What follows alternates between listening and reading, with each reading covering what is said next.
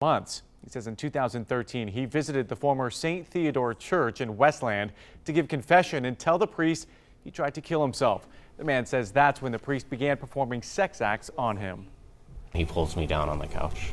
What happens when he pulls you down on the couch? There was a little bit of fear in me. What were you afraid of? Going back to that kind of thing again and what he was going to do, and I didn't like the way he pulled me down.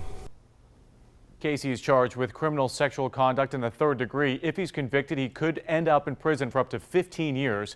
That trial continues Monday morning. Investigators are working to find out what caused a deadly plane crash today outside of Lansing. 3 people were killed and 3 others badly hurt. The single-engine plane went down about 9 a.m. near Capital Region Airport in DeWitt Township.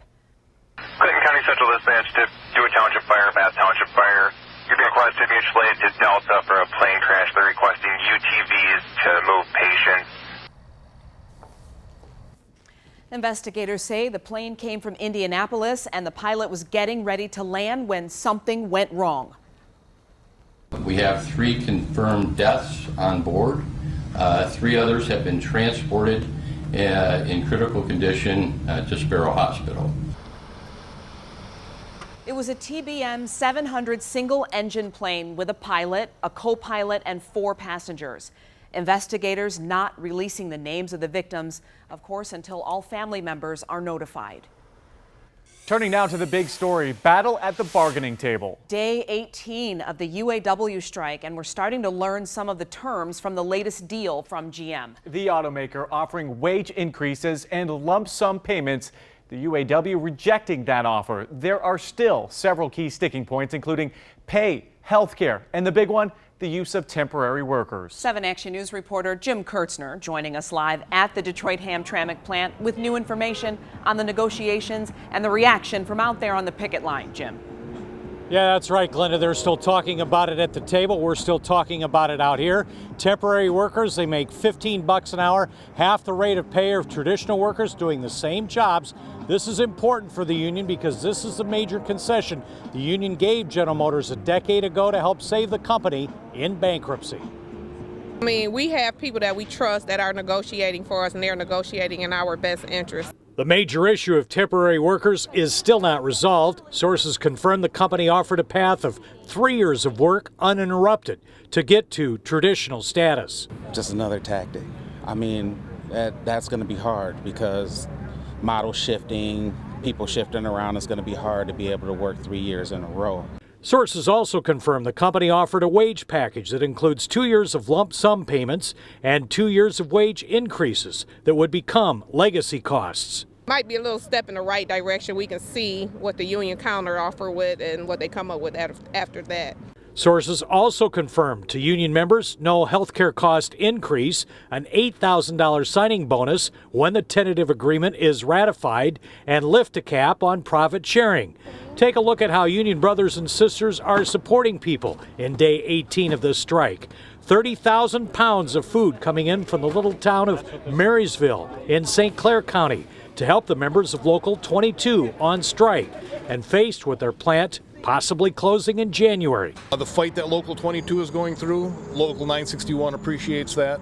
We understand what benefits them, benefits us. Make a big difference. You know, it's a big load because we're going into our 3rd week, you know. So our people is in good spirits right now, and we want to try to keep it that way till the fight is over. And we're seeing a lot of those nice gestures. Now back to the contract for these folks. The company had offered to build an all-electric truck here to keep this plant open. No further details, and there's not a tentative agreement until they agree on everything at the main table. Talks continue on a daily basis.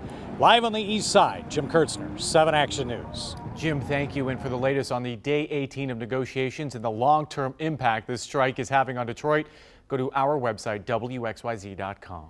The city of Detroit has been awarded over $9 million to help get lead and other dangers out of older homes. The money comes from grants from the U.S. Department of Housing and Urban Development. $9.1 million will be used to remove lead-based paint from homes in Detroit. Another $600,000 will be used to address other household dangers such as mold and allergens. The city of Warren was also given $1.3 million in grant money. Detroit Mayor Mike Duggan says it's a way to help low-income families keep their homes. It could be $10,000, $20,000 to remove lead from a house. You have children in a house. That cost can put you out of the house. The funds will be given to the Detroit Health Department and distributed over 400 homes in the city. We started with showers, then we got to drizzle, then just clouds, and now some sunshine. What a nice trend as we dry out. We'll let you know if we can keep it dry over the weekend coming up. All right, Dave, thank you. Also ahead, the hunt for a criminal couple linked to this gas station shooting. That was all caught on camera. How you can help catch this week's Detroit's Most Wanted. And coming up next, a shocking study regarding automatic braking systems in cars and trucks. Tonight, a warning from AAA about when the systems haven't worked. Thank you for watching 7 Action News, Emmy Award winner for overall excellence and news excellence. Tonight, we're following a warning from auto experts about new technology in cars. Some say it convinces drivers to let down their guard. Today, 7 Action News reporter Matthew Smith looks at an increase in pedestrian deaths and a new report from AAA that's sounding an alarm about automatic braking systems. That's not the type of test dummy interaction you like to see, but that's what AAA kept finding. Again and again and again. And that's not what you necessarily want to see when you are going to be crossing the street, especially if it's dark out. Yeah, sure, you can turn on your headlights, but according to AAA, that doesn't necessarily mean these systems are going to work, especially not as you see them in the commercials. We really want people to understand that no matter what, no matter what's advertised, no matter what the dealer tells you, you need to be an engaged driver at all times. You need to familiarize yourself with this technology. It is not perfect. It is not foolproof. AAA spokesman Howard Huey tells me that's the real concern. Companies have shown off this new tech meant to save lives. We've seen commercials highlight how cars can brake before you can.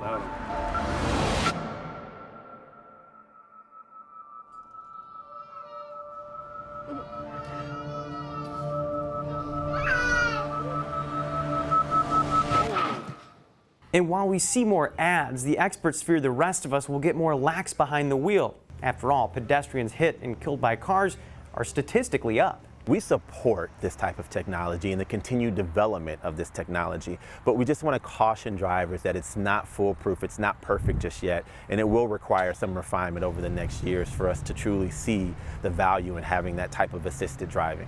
For 7 Action News, I'm Matthew Smith. All right, Matthew, thank you. Detroit is dishing up great treats for its second annual Halloween in the D. Detroit Rec Centers will host family activities. Rouge, Chandler, and Clark Parks will be transformed into haunted parks, and DDOT will revive its popular haunted bus. Police and fire stations will also hold trunk or treating events. Mayor Mike Duggan says the city is profiting from last year's success and putting children first. We had 35,000 children out getting candy during Halloween in the D. There were more kids, weren't there, on the streets in this city than I can ever remember seeing since I was a kid.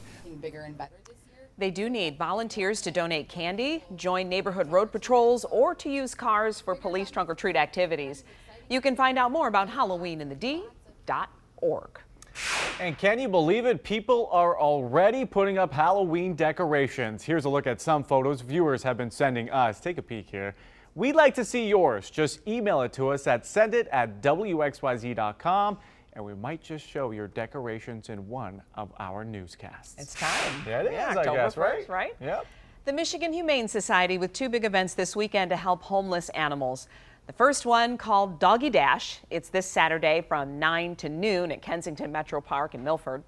You can bring your four-legged friends to stroll around the beautiful grounds starting at Martindale Beach. Then on Sunday morning, get ready for Giddy Up Pup starting at Eastern Market. It runs from 8 until noon, and it's not only for dogs. Horse riders are invited to bring their animals to walk or even trot around town. The Detroit Mounted Police will lead the way on the 5-mile route. The extra money raised from both of these great events help save thousands of homeless animals in our communities. Such a great event. Absolutely. Yeah, and meet nice people out there, Absolutely. too. Saturday morning looks pretty good. Sunday morning, keep track of the forecast here as we get into the weekend a little bit. That might be a little iffier. Much of Sunday's pretty good, but the morning might be a bit of a problem. Show you what's going on around the area today. 71 our current temperature. That is our high for the day. A little west wind at 12 miles an hour.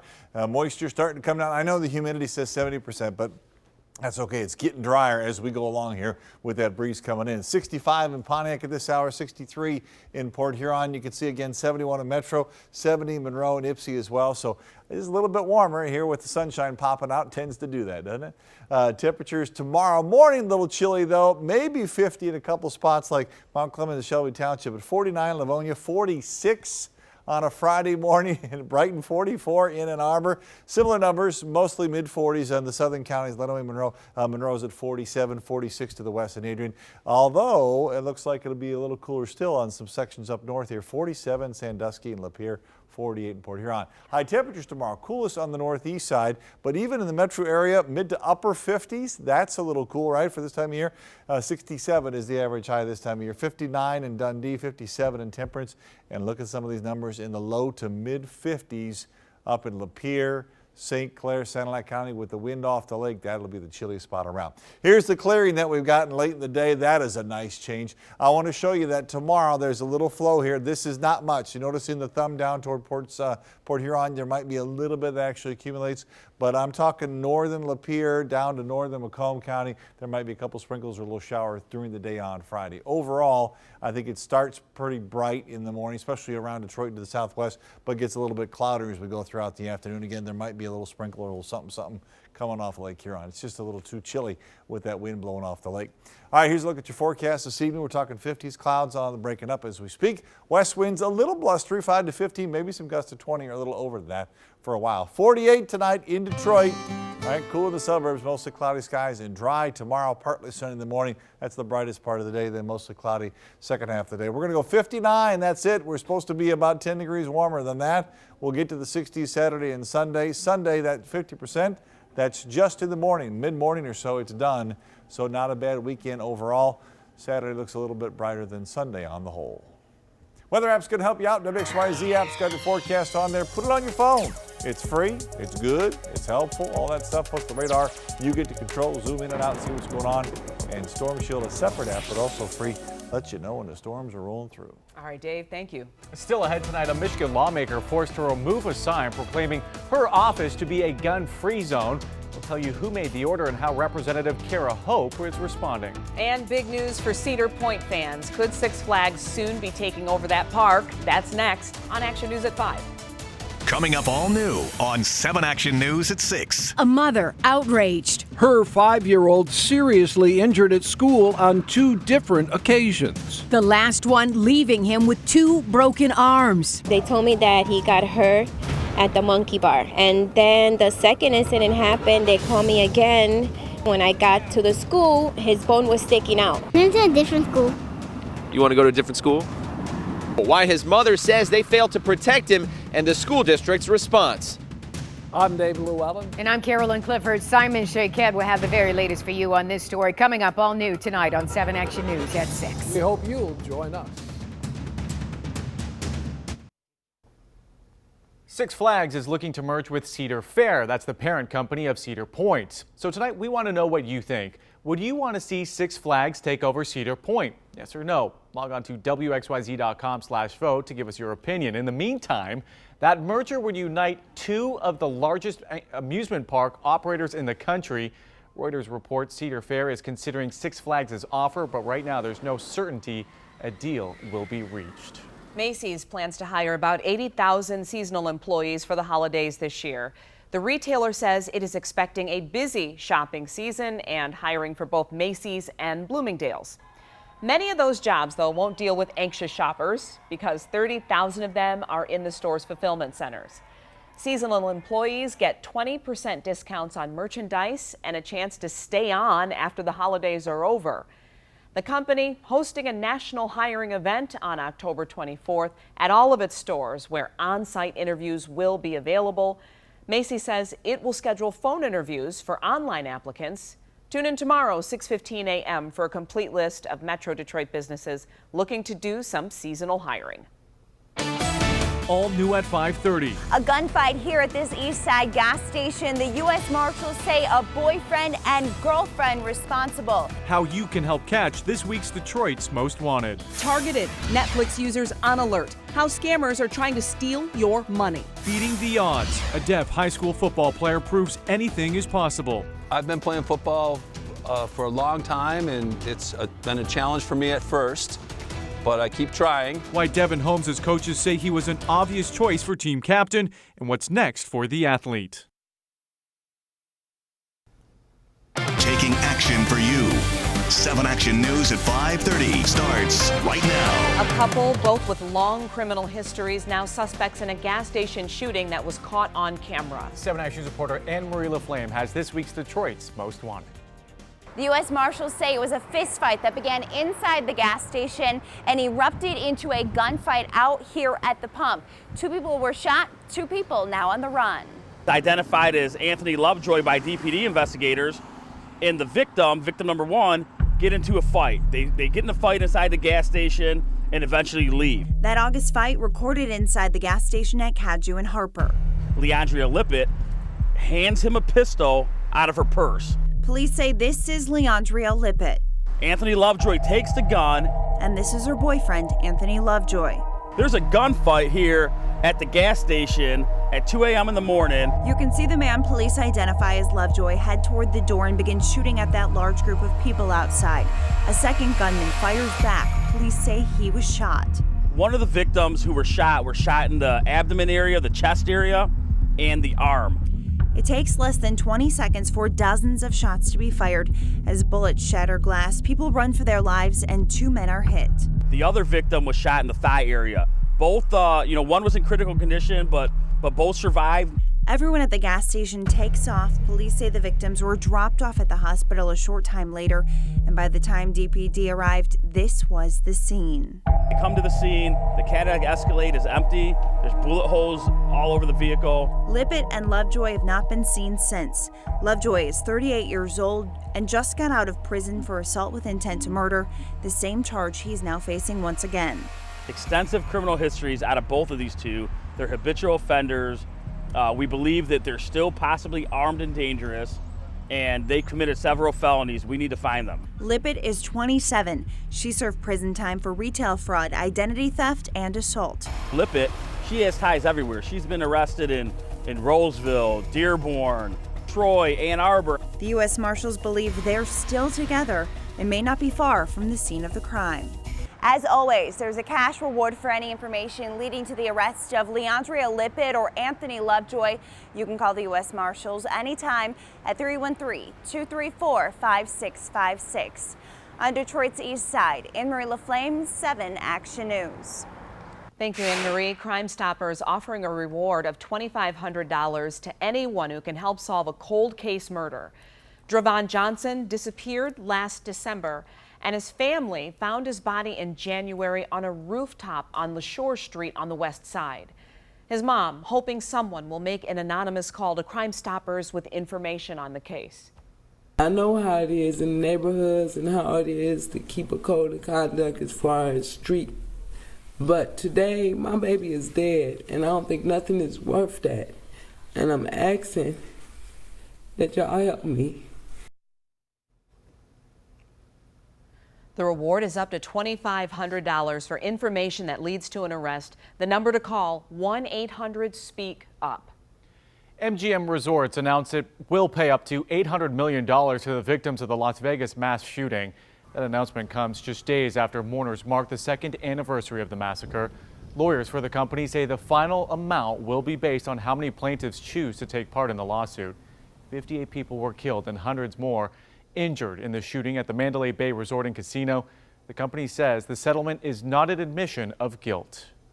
MGM's stated goal from the outset of this litigation was to resolve these matters so that the community, the victims, and their families can move forward in the healing process. And today's announcement is a step forward in this direction. MGM says the entire payout process is expected to be done by the end of next year. A Michigan lawmaker has been forced to remove a sign that proclaims her office to be gun-free. Representative Kara Hope is a Democrat from Holt. She was told to remove the sign. The Detroit News reports she wouldn't do it unless she received something in writing from House Speaker Lee Chatfield. Well, Chatfield sent her a letter saying her policy is against carrying a gun. Well, that's discriminatory, unauthorized, and potentially unlawful. State law does allow concealed weapons to be banned from some places, but not from government buildings. Last year, Speaker Chatfield carried a loaded, unregistered handgun into Pellston Airport near Mackinac City, and he apologized and paid fines. Former Secretary of State Hillary Clinton is scheduled to speak at the University of Michigan next week. The event from 3 p.m. to 4:30 p.m. on October 10th at the Rackham Auditorium. Clinton will be covering everything from diplomacy and foreign affairs challenges for the next generation to the future of Washington, D.C. All public tickets will be distributed, but the event will be live streamed.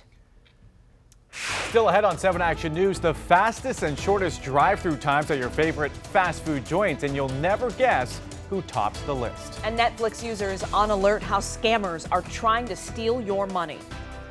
Coming up all new on 7 Action News at 6. An historic building on the chopping block. The owner doesn't have to demolish it. We think there are other solutions. Why the city says it couldn't save it and what's in store for the space now. Plus, Southfield City Clerk in court today. The charges she's facing linked to last year's election and the judge's decision on what's next for her case. I'm Carolyn Clifford. And I'm Dave Llewellyn. We'll have these stories and so much more coming up all new tonight on 7 Action News at 6. Stick around and join us.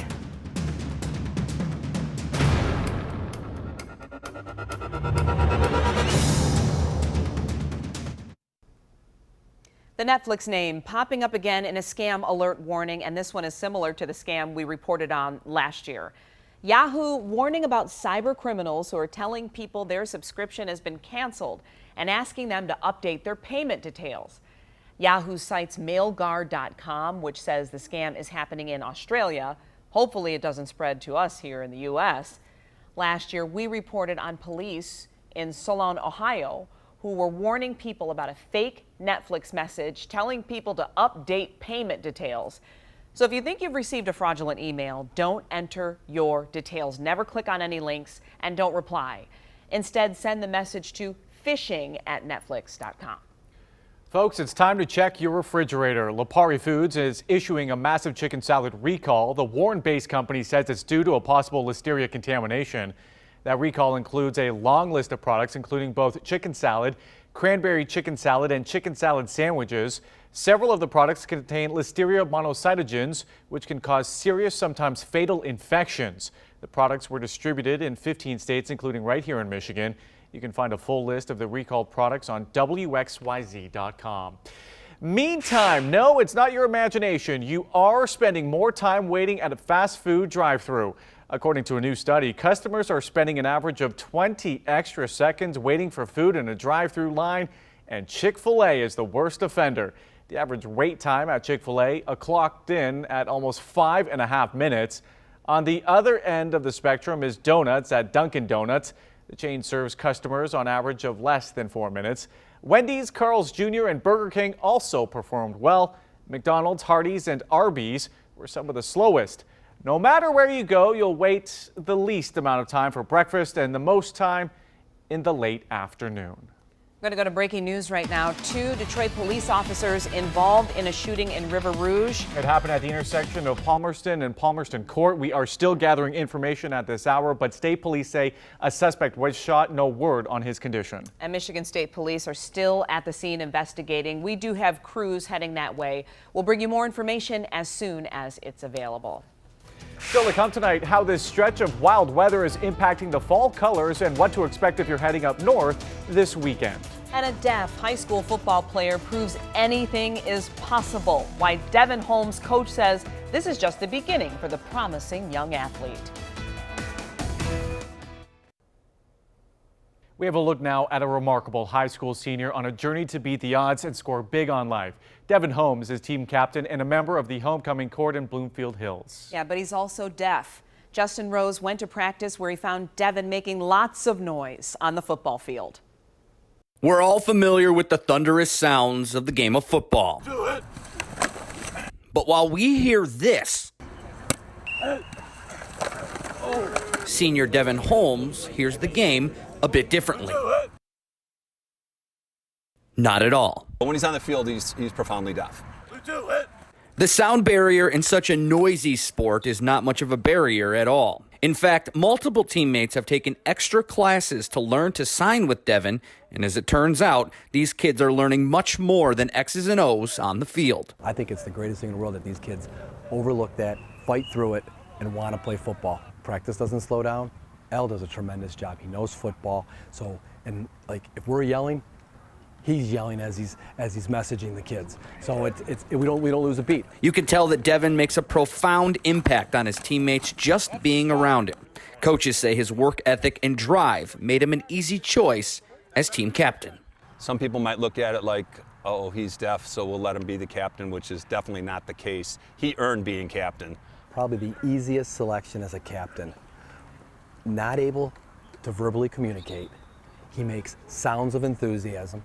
Sounds when he's upset, works his tail off. The kids they relish around him. What's the one thing that you want people to understand about you playing football? I've been playing football for a long time, and it's been a challenge for me at first, but I keep trying, and I've learned a lot, and I've experienced a lot, and I'm getting older now, and I really understand how the game works, and been working really hard all the time, and I just go on with it. But Devin's journey does not stop here. He'll be going to Gallaudet University in Washington, D.C. next year. It's an all-deaf school where he will pursue a teaching degree, as well as continue to pursue his love for the game of football. In Bloomfield Hills, Justin Rose, 7 Action Sports.